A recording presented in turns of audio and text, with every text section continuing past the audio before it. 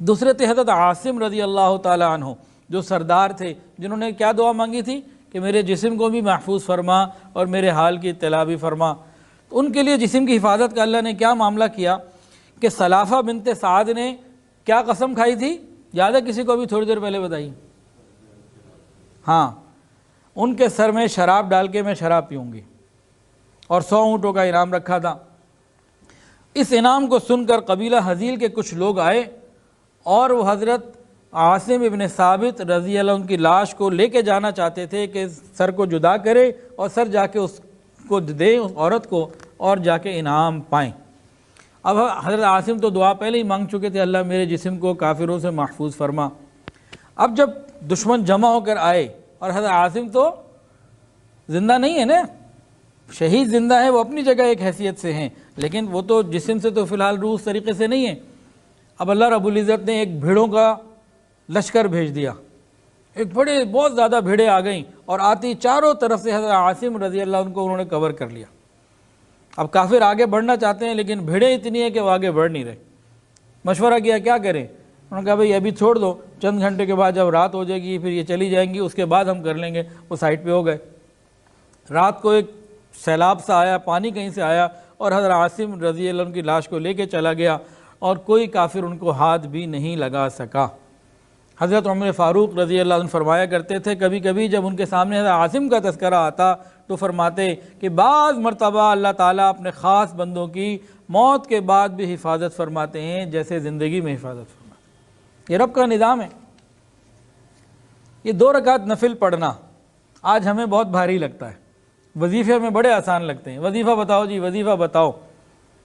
نماز سے بڑا وظیفہ کوئی نہیں۔ نبی علیہ السلام کی زندگی اور صحابہ کی زندگی میں نماز سے بڑا کوئی وظیفہ نہیں، اور ہم نماز سے دور ہیں۔ وظیفے ہمیں بڑے اچھے لگتے ہیں، دن رات میسج آتے ہیں وظیفوں کے۔ تو سب سے بڑا وظیفہ نماز ہے، دعا ہے، اس پر ہم آئیں۔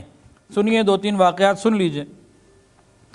حضرت زید بن حارثہ رضی اللہ تعالیٰ عنہ، ان کو بھی اس قسم کا ایک واقعہ پیش آیا، نبی علیہ السلام کی زندگی میں ہی آیا۔ حضرت زید نے طائف سے واپسی آ رہے تھے تو ایک خچر خریدا اور خچر کرائے پہ لیا۔ طائف سے واپس آ رہے تھے تو انہوں نے خچر ایک کرائے پہ سواری کے طور پہ لیا، اور جو خچر کا مالک تھا وہ بھی ساتھ چلا، اصل میں وہ ڈاکو تھا۔ اب راستے میں وہ ایک ایسی جگہ پہ لے گیا کہ جو ویرانہ بھی تھا اور وہاں کئی لاشیں پڑی ہوئی تھیں۔ وہاں جا کے اس نے جناب تلوار نکال لی اور قتل کا ارادہ کیا۔ حضرت زید نے فرمایا کہ بھئی دیکھ مجھے 2 رکعت نماز پڑھنے دے۔ اس نے مذاق اڑایا، ہاں پڑھ لو، تم بھی پڑھ لو، پہلے بھی بڑے پڑھتے تھے، کسی کو کوئی فائدہ نہیں ہے، دیکھو سارے پڑھے۔ تو خیر اس نے مذاق اڑایا۔ حضرت زید رضی اللہ تعالیٰ عنہ نے 2 رکعت نماز پڑھی، اور نماز سے فارغ ہونے کے بعد انہوں نے دیکھا کہ وہ جب بڑھ رہا ہے تو حضرت زید رضی اللہ عنہ نے فرمایا یا ارحم الراحمین۔ کیا فرمایا جی؟ یا ارحم الراحمین۔ ادھر حضرت زید رضی اللہ عنہ کی زبان سے یہ لفظ نکلا، اس میں اعظم ہے، یہ ایک اللہ کا عجیب لفظ ہے رحمت والا، یا ارحم الراحمین یہ نکلا۔ تو انہوں نے غیب سے ایک آواز سنی کہ ان کو قتل نہ کرو۔ وہ قتل کرنے آگے بڑھ رہا تھا، وہ ڈر گیا، انہوں نے دیکھا کچھ بھی نہیں ہے، وہ پھر آگے بڑھا۔ انہوں نے پھر کہا یا ارحم الراحمین، پھر ایک اور غیب سے آواز آئی کہ ان کو قتل مت کرو۔ اب وہ پھر ادھر ادھر دیکھا کہ پھر کوئی نظر نہ آیا۔ اب وہ تیسری مرتبہ آگے بڑھا، انہوں نے تیسری مرتبہ کہا یا ارحم الراحمین، اور تیسری مرتبہ دیکھتے ہیں کہ ایک سوار جس کے ہاتھ میں نیزہ تھا اور نیزے کے اوپر آگ کا ایک شعلہ تھا، وہ آیا اور سیدھا وہ نیزہ اس کے اندر گھوپ دیا، جو آر پار ہو گیا اور وہ بندہ گر کے مر گیا، ختم ہو گیا۔